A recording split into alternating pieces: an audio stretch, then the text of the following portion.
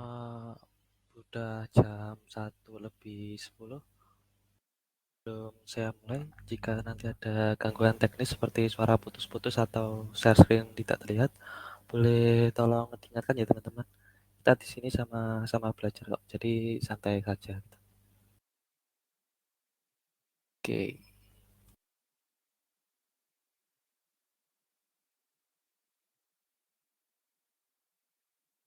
Oke, bismillahirrahmanirrahim. Assalamualaikum warahmatullahi wabarakatuh. Perkenalkan teman-teman, nama saya Fizal, berspeaker Hangga Siti Satya Siamawan. Di PISAI, saya magang sebagai IoT Engineer dan pada kesempatan kali ini saya akan menyampaikan materi yang telah saya peroleh dari magang di PISAI, yaitu pengenalan dasar protokol komunikasi ZigBee. Oke, jadi pada webinar kali ini ada poin-poin yang akan kita bahas ya nantinya, yaitu yang pertama sejarah ZigBee, dan yang kedua kita akan membahas tentang pengertian ZigBee, ketiga tentang karakteristik ZigBee, keempat tentang perbandingan ZigBee dengan protokol komunikasi wireless lain, dan yang kelima kelebihan dan kekurangan ZigBee, keenam cara pertukaran data ZigBee, dan yang ketujuh apa saja sih tipe-tipe alat yang digunakan pada ZigBee, kedelapan uh, apa saja topologi jaringan yang bisa digunakan pada ZigBee, yang kesembilan aplikasi ZigBee, dan yang terakhir kita akan membahas tentang pengenalan modul XBee itu sendiri. Oke, uh, sebelum mempelajari lebih dalam mengenai ZigBee, alangkah baiknya teman-teman kita mengetahui sejarah dari ZigBee itu sendiri. Jadi yang pertama pada tahun 1998, gaya jaringan ZigBee ini mulai dipahami ya, dan pada waktu itu teman-teman protokol komunikasi Wi-Fi dan Bluetooth mulai dirasa kurang kompatibel dengan berbagai aplikasi yang akan datang gitu. Terutama insinyur pada waktu itu melihat adanya kebutuhan akan jaringan ad hoc self-organizing radio digital. Ad hoc, topologi dari ad hoc itu sendiri kurang lebih seperti ini ya teman-teman. Selanjutnya yang kedua pada tahun 2003, tepatnya di bulan Mei, standar IEEE 802.15.4 2003 telah selesai disempurnakan ya teman-teman. Dan standar ini merupakan standar yang menspesifikasikan tentang physical layer dan media access control untuk jaringan tanpa kabel area personal berkecepatan rendah atau biasa disebut dengan LRWPAN. Dan pada tahun 2004, tepatnya di tanggal 14 Desember, spesifikasi ZigBee ini mulai disahkan ya. Dan kemudian hingga saat ini ZigBee terus dikembangkan atau ditingkatkan oleh aliansi ZigBee. Untuk ZigBee aliansi ini perkumpulan yang menetapkan tentang ZigBee ya teman-teman. Oke, selanjutnya kita akan membahas tentang apa sih sebenarnya ZigBee itu sendiri. Mungkin ada teman-teman di sini yang baru baru mengenal ZigBee itu. Jadi sebenarnya teman-teman, ZigBee merupakan padanan dari kata zig dan yang berarti gerakan zigzag, dan bee yang berarti lebah madu. Jadi kalau diambil dari kata tersebut, uh, ZigBee ini disebabkan karena memiliki sifat komunikasi yang mirip dengan lebah madu, yaitu melakukan gerakan-gerakan tidak menentu dalam menyampaikan informasi dari lebah madu yang satu kepada lebah madu yang lainnya. Oke, dan ZigBee adalah spesifikasi untuk protokol komunikasi tingkat tinggi yang menggunakan radio digit radio digital yang kecil dan berdaya kecil juga. Dan Zigbee ini mengacu pada standar IEEE ya, yang tadi sudah kita sebutkan pada tahun 2003 yang berhubungan dengan WPANS atau Wireless Personal Area Network. Eh, Salah satu contoh dari WPANS yang saya ketahui yaitu pada perangkat wireless headphones yang terhubung dengan telepon genggam melalui radio jarak dekat. Eh, Teknologi yang memenuhi spesifikasi Zigbee ini dimaksudkan untuk membuat lebih simpel dan tidak You are lebih currently mahal the only person in this dari conference. WPANS lain, seperti halnya pada Bluetooth misalnya. Dan Zigbee ini difokuskan pada penggunaan frekuensi radio yang membutuhkan kecepatan transfer rendah, hemat daya, dan jaringan yang bisa dikatakan aman gitu. Dan perangkat Zigbee ini sering digunakan untuk menghubungkan ke perangkat lain dengan sebuah sistem wireless atau yang biasa disebut teknologi machine to machine. Sehingga teman-teman dalam implementasinya teknologi Zigbee ini mampu mengatur jaringannya sendiri dan mampu mengatur pertukaran data pada jaringan itu. Oke, selanjutnya di sini kita akan membahas tentang apa saja sih karakteristik yang dimiliki Zigbee itu sendiri. Jadi Zigbee termasuk standar keluarga 802.15 yang mempunyai kode standar 802.15.4 yang tadi sudah saya singgung ya di depan. Perlu teman-teman ketahui, Zigbee ini memiliki kecepatan maksimal yaitu 250 kbps yang lebih rendah dibandingkan dengan protokol komunikasi WPANS lain seperti hanya Bluetooth yang mempunyai kecepatan maksimal hingga 1 Mbps. Sedangkan Zigbee ini memiliki jarak maksimal yang dapat dijangkau atau area coverage yaitu kurang lebih 100 meter ya. Jadi kalau saya list ya teman-teman, karakteristik dari Zigbee kurang lebihnya seperti ini ya.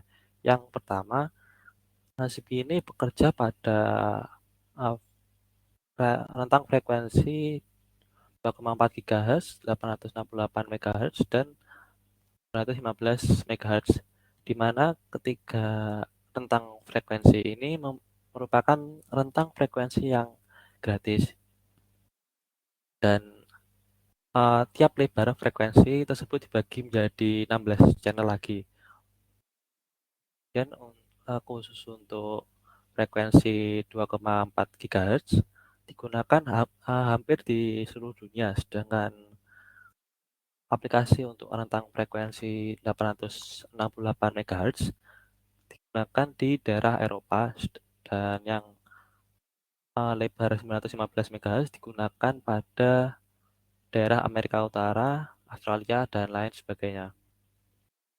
Karakteristik yang kedua, Zigbee ini uh, memiliki kecepatan transfer rate maksimal di tiap datanya pada tiap lebar pita yaitu 250 kbps.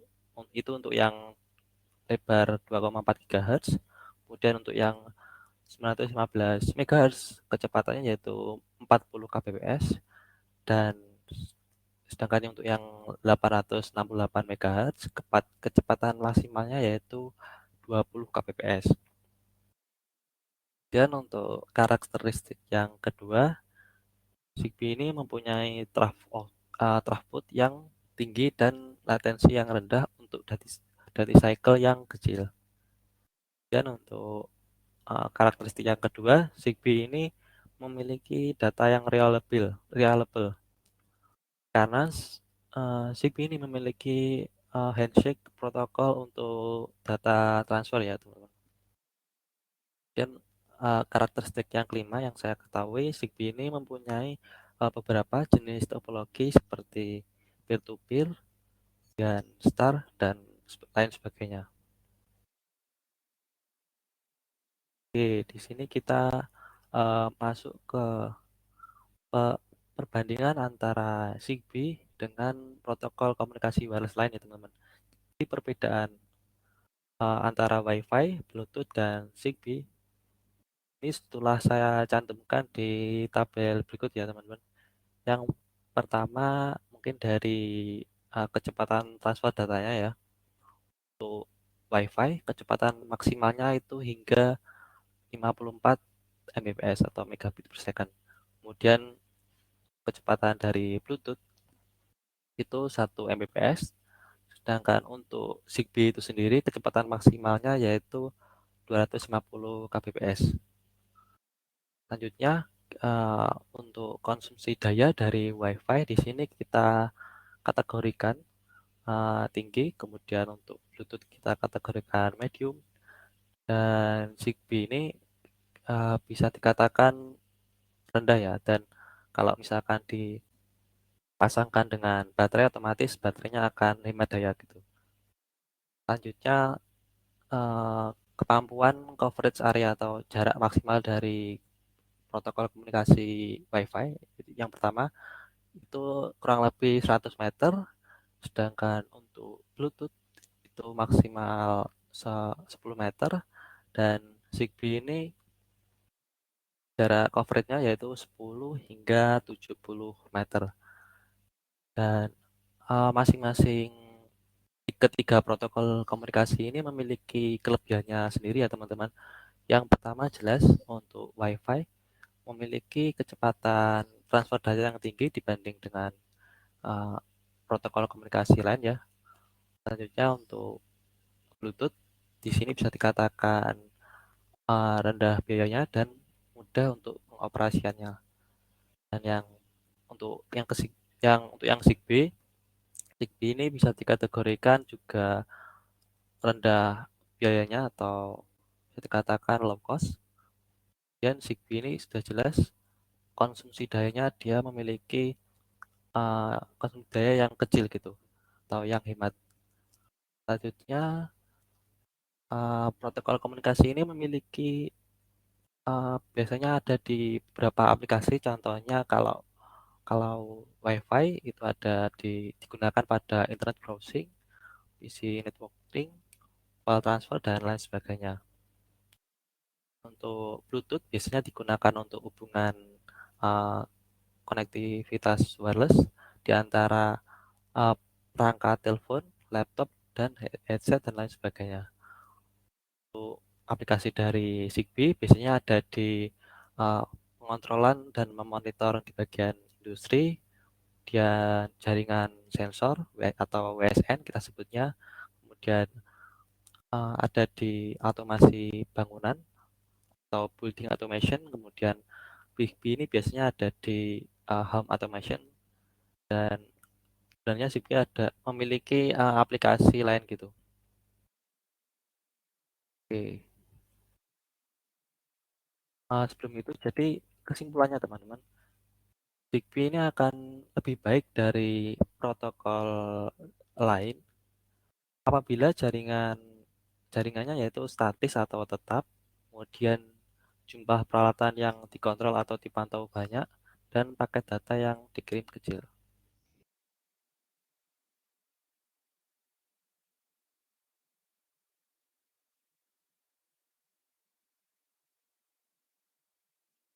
Oke, jadi selanjutnya kita akan bahas tentang kelebihan dan kekurangan dari Zigbee. Dari perbandingan antara Zigbee dengan protokol komunikasi wireless lain yang tadi sudah saya sebutkan, Zigbee pastinya juga memiliki kelebihan dan juga kekurangan ya. Kelebihan dan kekurangan ini nantinya akan berguna bagi teman-teman untuk mempertimbangkan apakah protokol komunikasi Zigbee ini cocok digunakan untuk uh, protokol komunikasi pada project teman-teman nantinya gitu. Jadi yang pertama saya akan menyebutkan dari kelebihannya dulu mungkin. Yang Pertama, Zigbee ini sudah jelas konsumsi dayanya yang rendah, kemudian yang kedua biaya relatif murah, yang ketiga otomatis dimensi dan bentuknya kecil, dan mudah dalam pengoperasiannya. Karena mudah dalam pengoperasiannya, otomatis desainnya sederhana, dan yang terakhir struktur jaringannya yang bisa dikatakan fleksibel. Oke. Selanjutnya kita akan membahas tentang kekurangan ya. Jadi uh, ini memiliki beberapa kekurangan, di antaranya yaitu yang pertama kecepatan transfer data yang bisa dikatakan lambat jika dibandingkan dengan protokol komunikasi lain. Selanjutnya, jika Zigbee ini dibandingkan dengan protokol Wi-Fi, maka Zigbee memiliki jarak yang pendek ya. Selanjutnya, Zigbee ini tidak cocok digunakan untuk sistem komunikasi nirkabel luar ruangan. Yang keempat, Zigbee bisa dikatakan memiliki stabilitas jaringan yang rendah. Dan yang kelima, jika dibandingkan dengan protokol Wi-Fi, maka Zigbee ini memiliki tingkat keamanan yang bisa dikatakan lemah gitu. Oke, di sini saya akan menjelaskan tentang bagaimana Zigbee ini melakukan pertukaran data gitu.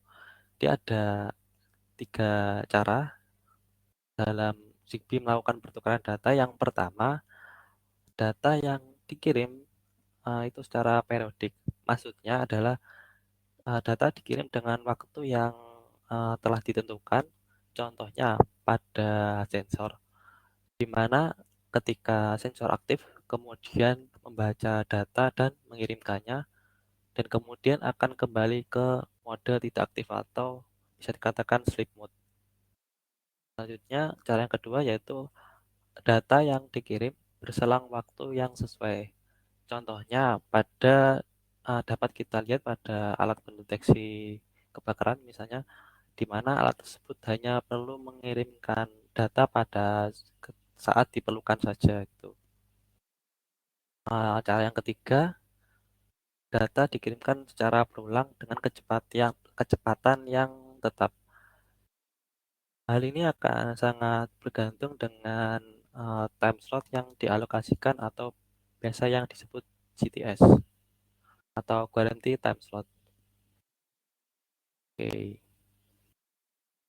jadi di selanjutnya saya akan membahas tentang eh, tipe-tipe alat yang digunakan pada suatu jaringan Zigbee ya teman-teman. Jadi suatu jaringan Zigbee biasa disebut dengan PAN atau Personal Area Network. Jadi setiap jaringan ditetapkan dengan sebuah eh, PAN identifier atau PAN ID singkatannya yang unik. Berarti artinya setiap perangkat ini memiliki ID yang berbeda gitu. Modus Zigbee menetapkan tiga macam perangkat NUT yang berbeda untuk membentuk suatu jaringan, yaitu yang pertama Zigbee Coordinator atau disingkat ZBC, kemudian Zigbee Router atau ZBR, dan Zigbee End Device atau ZBE. Oke, mungkin kita akan bahas tentang Zigbee Coordinator dulu ya.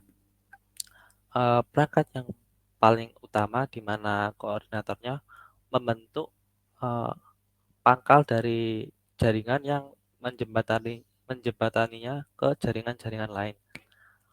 Eh, tepat Tepatnya terdapat pada satu koordinator Zigbee pada setiap jaringan. Karena alat ini adalah alat yang menjalankan jaringan dari awal gitu. Sehingga semua alat akan berkomunikasi dengan Zigbee koordinator ini. Dan alat ini juga bisa menyimpan informasi mengenai suatu jaringan, termasuk koneksi dengan jaringan, bertindak sebagai trust center dan repositori untuk kunci keamanan. Oke, selanjutnya Zigbee router. Eee, Zigbee router ini merupakan komponen yang dapat tidak ada dalam sebuah jaringan Zigbee atau bisa dikatakan, eee, ZPR ini dikatakan komponen yang opsional gitu. Selain dari, menjalankan fungsi aplikasi, router juga bisa bertindak sebagai perantara yang bisa menyampaikan data dari perangkat satu ke perangkat yang lain. Dan, pada sebuah jaringan Zigbee dapat terdiri dari satu atau lebih, router tergantung pada ukuran dan topologi dari suatu jaringan itu sendiri. Selanjutnya kita masuk ke alat yang kedua yang ketiga yaitu Zigbee End Device. Jadi, ZPE ini merupakan alat yang berfungsi untuk mengirimkan dan menerima data pada parent node. Parent node yang saya maksud ini bisa koordinator maupun router ya teman-teman. Yang mana ZPE ini tidak bisa merelay data dari perangkatnya. Dan biasanya ZPE ini terdapat pada ujung-ujung dari suatu jaringan ya teman-teman. Dan SPE ini hanya memerlukan ukuran memori yang kecil dan oleh karena itu produksinya bisa lebih murah dibandingkan dengan ZBC dan ZBR. Oke. Dan biasanya ZBE ini tempatnya sebagai sensor untuk diintegrasikan ya teman-teman.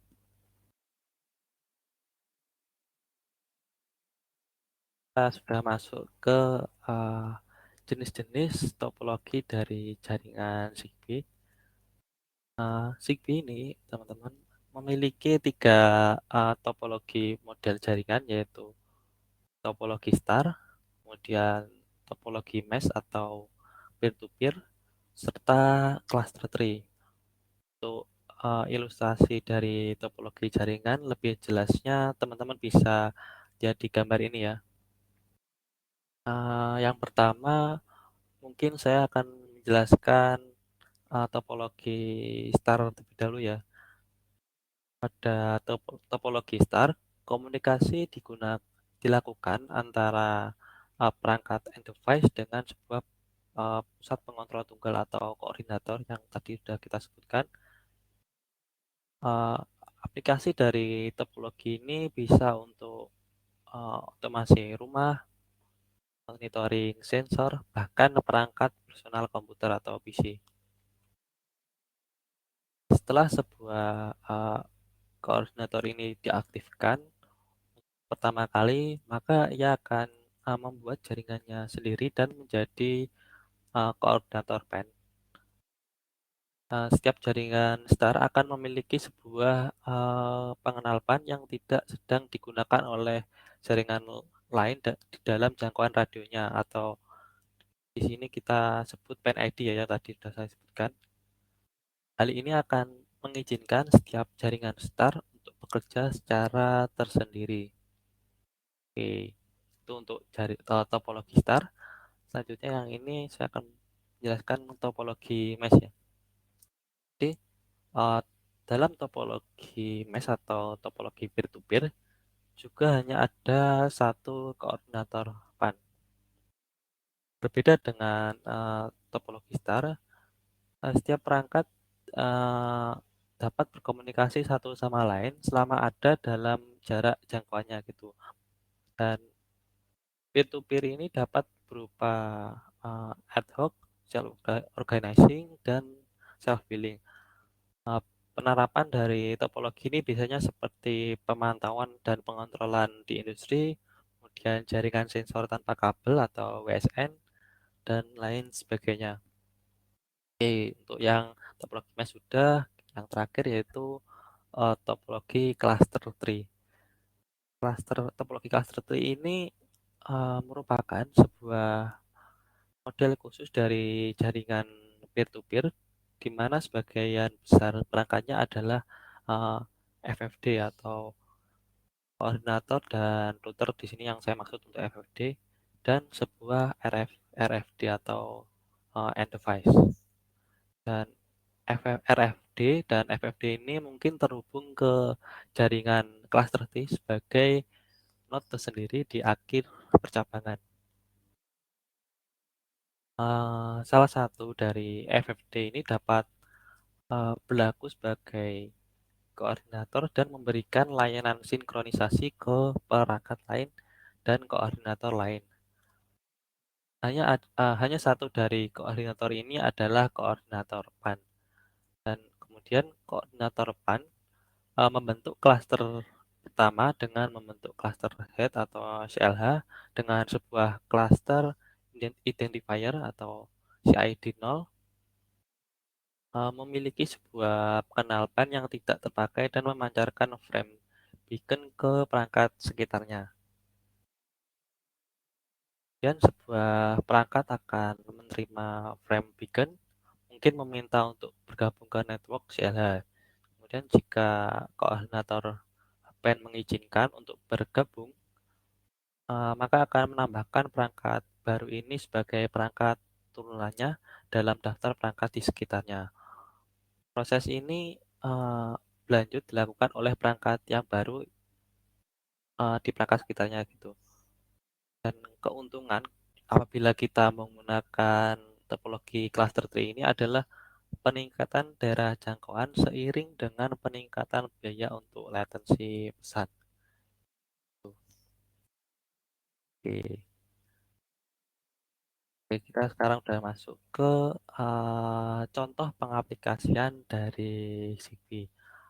Di bagian awal webinar tadi, teman-teman sudah saya jelaskan sedikit bahwa teknologi Zigbee hadir karena tidak adanya standar yang mengakomodasi kebutuhan khusus dari sebagian besar aplikasi kontrol dan sebagian besar perangkat pemantau jarak jauh atau remote monitoring yang membutuhkan penerapan jaringan tanpa kabel dengan uh, kompleksitas rendah serta solusi dengan biaya murah dan mampu dipakai selama bertahun-tahun menggunakan baterai yang murah untuk aplikasi pemantauan saja serta mampu menangani jaringan yang luas gitu. Uh, jadi lingkup aplikasi Zigbee ini akan banyak pada perangkat kontrol dan pemantau atau monitoring. Contoh aplikasi dari protokol komunikasi Zigbee antara lain yaitu kendali dan otomasi pada perangkat-perangkat yang ada di rumah atau home automation, dan uh, otomasi pada bangunan atau building automation, dan kendali dan pemantauan dari industri. Setelah itu Zigbee juga ada di sistem penginderaan tertanam, dan kemudian Zigbee ini juga ada di pemantauan data-data kesehatan, dan masih banyak lagi untuk aplikasi dari Zigbee ini teman-teman. Oke, di sini uh, kita akan menjelaskan tentang pengenalan modul XBA Pro. Jadi teman-teman, XBA Pro ini merupakan modul RF atau radio frekuensi yang beroperasi pada frekuensi 2,4 GHz, sehingga modul ini akan memungkinkan Arduino untuk berkomunikasi secara wireless gitu. Salah satunya yaitu menggunakan protokol Zigbee. Oke, sesuai datasheet teman-teman, pada saat mengirimkan data modul, XBA Pro ini memerlukan satu daya sekitar 2,8 volt DC sampai dengan 3,3 volt DC. Kemudian modul XBA Pro ini akan membebani dengan arus sebesar 250 miliampere pada ketika pengiriman data atau ketika mentransmit data, dan arus 50 miliampere untuk ketika melakukan penerimaan data atau me-retrieve data dengan jangkauan untuk alat ini 100 meter untuk dalam ruangan, sedangkan 1.500 meter untuk di luar ruangan. Dan lebih jelasnya pada modul XPE Pro ini terdapat 20 pin, namun yang digunakan di sini hanya 6 pin saja, yaitu VCC dan ground untuk tegangan supply modul, kemudian pin reset pastinya merupakan pin reset dari XPE Pro, kemudian pin D out merupakan pin transmitter, dan yang terakhir yaitu uh, pin receiver, yaitu untuk menerima data gitu. Ya, untuk selanjutnya ada pin PWMO atau RSEI, yaitu sebagai indikator penerimaan data yang biasanya dihubungkan ke LED. Bisa dilihat di sini. Oke. Selanjutnya, lalu mungkin teman-teman masih bertanya, lalu bagaimana sih cara mengatur alamat dari modul XP Plus itu sendiri? Jadi, langkah pertama yang harus dilakukan dalam menggunakan SPA Pro agar dapat melakukan komunikasi point to point adalah melakukan setting konfigurasi alamat atau address. Proses konfigurasi ini dapat dilakukan melalui perangkat lunak yang dinamakan XCTU, yang merupakan perangkat lunak aplikasi khusus untuk XB. Eh, untuk kurang lebihnya aplikasinya tampilannya seperti ini ya teman-teman. Oke, namun ada cara lain untuk melakukan setting dapat dilakukan melalui hyper terminal. Melakukan setting konfigurasi address melalui hyper terminal ini ada dua metode juga, yaitu metode yang pertama disebut one line per command, dan metode yang kedua disebut multiple command on one line. Oke, mungkin di sini saya cuma menjelaskan bagian menggunakan aplikasi SCTU saja ya teman-teman. Oke, selanjutnya kita akan di sini sudah akan membuat contoh rangkaian telemetri sederhana yang menggunakan protokol Zigbee di aplikasi simulasi Bluetooth. Oke, sebentar saya buka dulu mungkin Bluetooth-nya ya.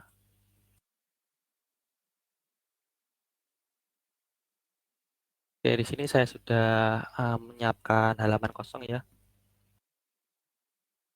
Oke, mungkin saya akan sedikit jelaskan tentang apa yang akan kita buat nanti.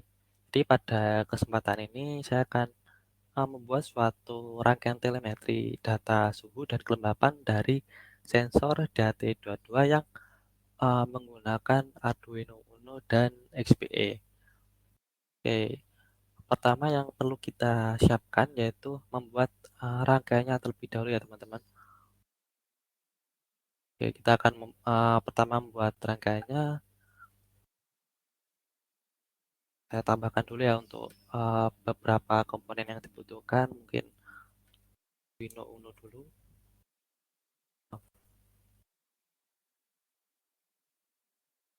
Oke,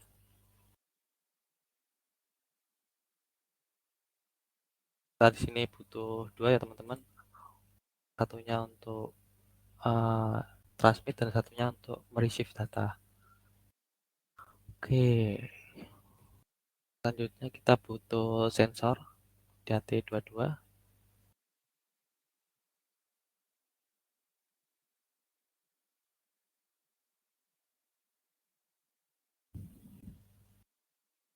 Selanjutnya kita untuk protokol komunikasi kita butuh modul XBE yang sebelumnya di sini sudah saya tambahkan ya. Kalau misalkan teman-teman baru menginstal Proteus, pastinya untuk modul XBE ini belum ada, jadi harus ditambahkan manual gitu. Oke, ini kita butuh dua juga. Oke, saya tambahkan ke situ, kemudian oke.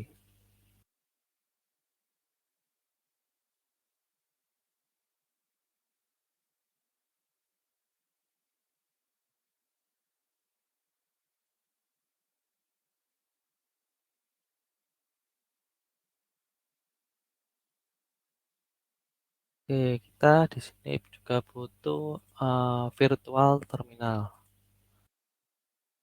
Di mana fungsinya virtual terminal ini untuk memantau apa sih sebenarnya yang dikirimkan oleh eh, node transmitter ini. Oke, mungkin di sini saya mulai membuat rangkaiannya ya.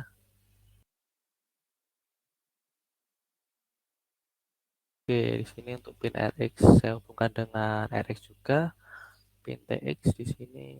Ups, pin TXD saya hubungkan dengan pin TX. Untuk pin data dari DHT22 saya hubungkan dengan pin kedua dari Arduino. Dan untuk di sini untuk ground juga saya hubungkan dengan ground. Untuk VDD saya hubungkan dengan power. Oke, kurang lebihnya untuk rangkaian transmitter sudah ya teman-teman. Selanjutnya kita akan membuat rangkaian yang menerima atau receivernya. Oke,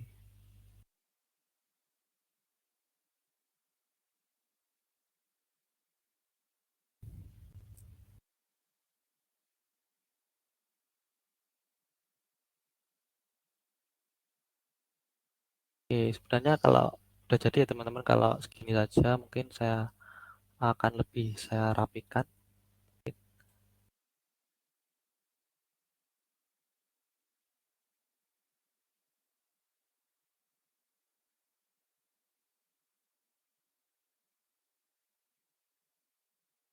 Ini bisa kita kasih nama sebagai rangkaian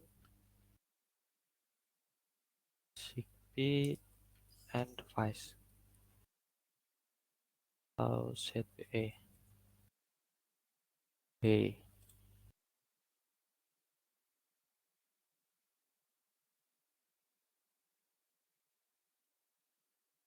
itu pula untuk yang rangkaian koordinatornya ya teman-teman.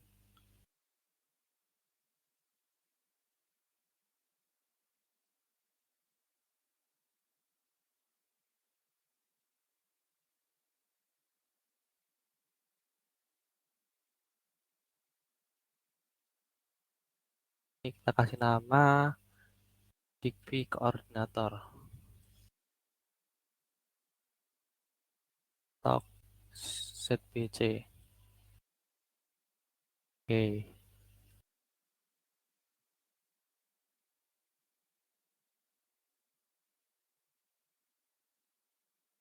kita save dulu.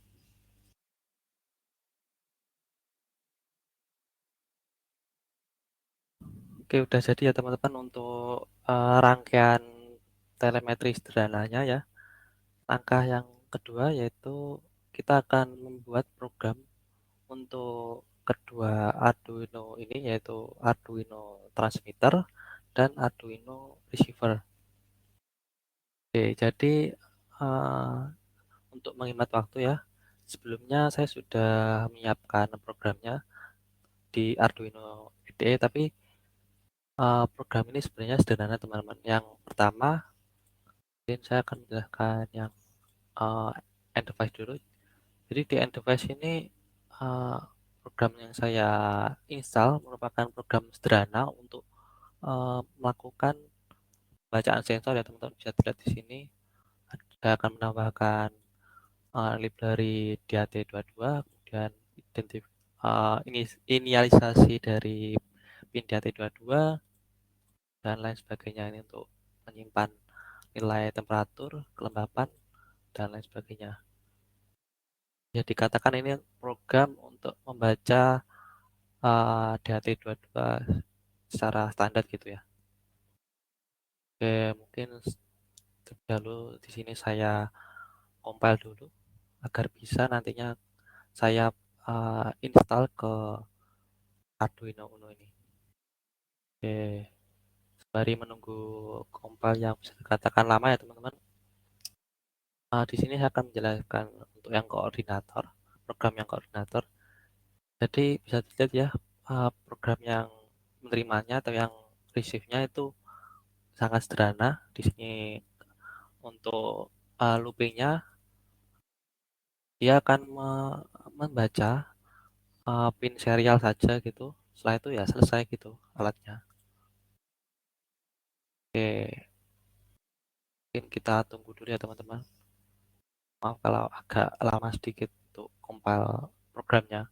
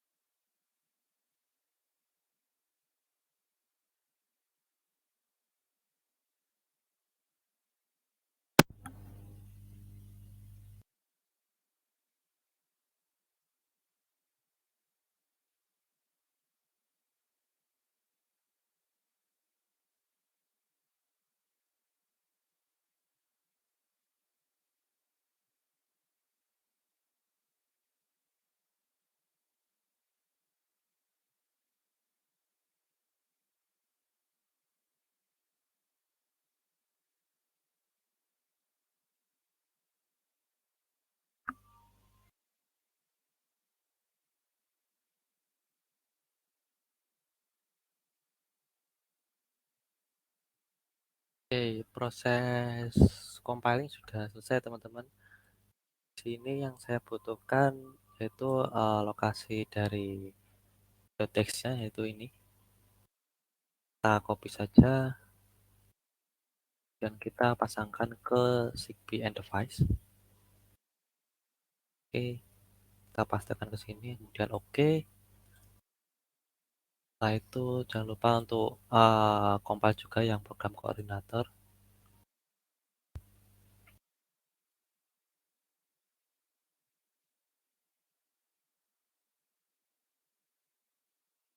Oke, sudah selesai ya. Karena juga sederhana programnya, jadi cepat untuk proses compilingnya. Oke, ini juga saya copy, saya pastekan ke rangkaian koordinator. Oke, untuk programnya sudah. Langkah yang terakhir yaitu memasangkan eh, komport yang digunakan pada setiap modul XPE menggunakan software VSPE.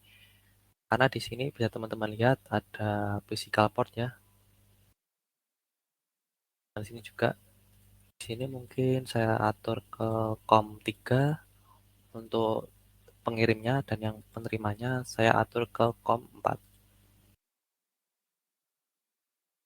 Jadi apabila kita memasangkan ini, eh, COM3 dan COM4 ini akan bisa saling berkomunikasi gitu. Oke, untuk software yang saya gunakan di sini yaitu VSPE atau Virtual Serial Port Emulator. Untuk caranya, teman-teman bisa klik device ini, kemudian create.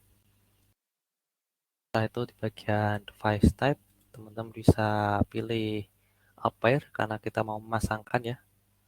dan klik next dan pilih eh, port yang akan dipasangkan di sini COM 3 dan COM 4 dan klik finish.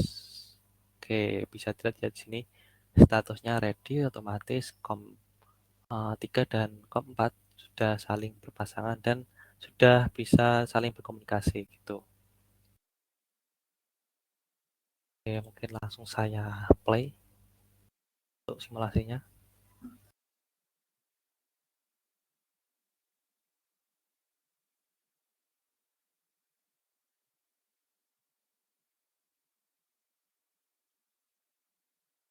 Oke, bisa dilihat teman-teman di sini di rangkaian ini sudah berhasil menerima pembacaan dari Arduino transmitter ya di sini.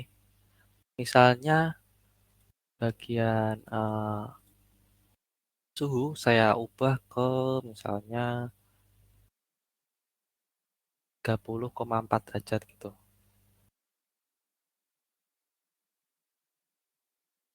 Oke, bisa lihat ya. Di sini pembacanya berubah ke 30,4. Selanjutnya mungkin untuk kelembapannya saya turunkan ke 70 mungkin. Bentar. Oke, ke 70% ya. Dan rangkaian Zigbee koordinator atau yang menerima di sini berhasil menerima data dari Zigbee end device atau transmitternya. Oke, bisa dilihat ya. Oke, eh, untuk contoh rangkaian telemetri Zigbee sudah berhasil kita simulasikan ya teman-teman dan berhasil berjalan dengan semestinya yang tadi teman-teman juga sudah lihat langsung gitu. Oke, dan sekarang teman-teman saya harap sudah tergambarkan atau sudah bisa nih bagaimana cara mensimulasikan komunikasi antar Arduino menggunakan XPE. Oke,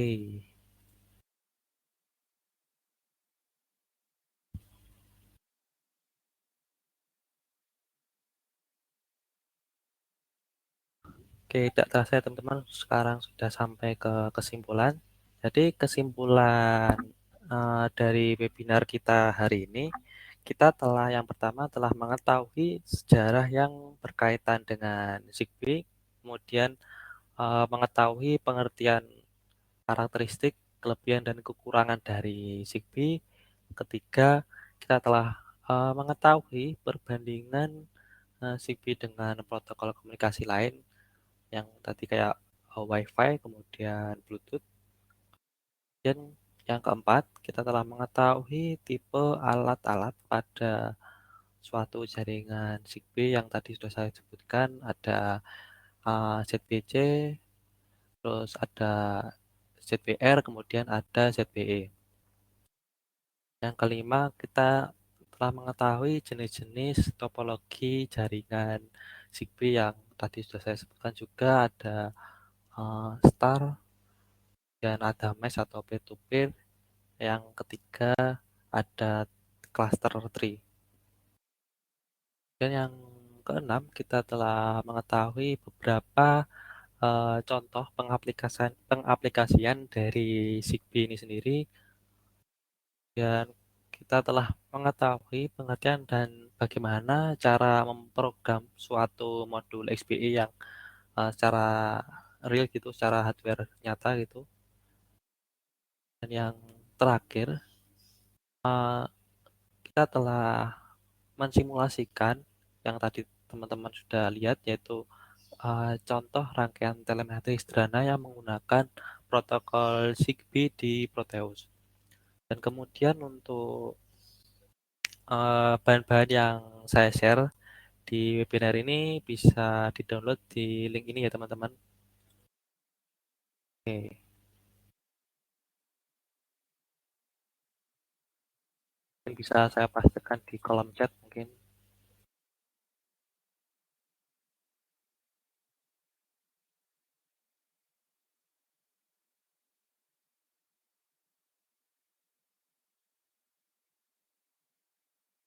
Oke, sekarang, sesi tanya jawab ya teman-teman, silahkan yang, ingin bertanya mengenai seputar Zigbee dasar yang telah kita pelajari tadi, mungkin ada yang kurang jelas atau, bisa ditanyakan di kolom chat ya teman-teman. Saya tunggu, 5 menit mungkin.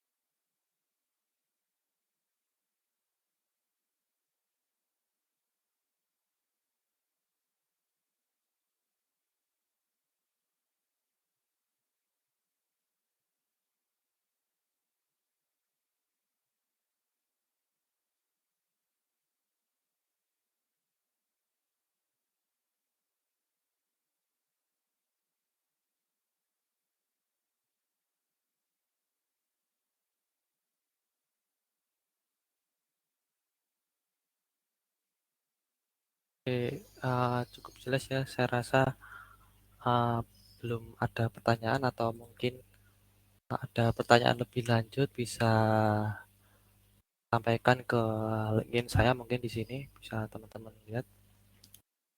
Oke, saya rasa sudah cukup untuk webinar kali ini dan saya harap materi yang saya sampaikan dapat diterima baik oleh teman-teman semua dan terima kasih juga bagi yang sudah hadir dan menyimak hingga akhir.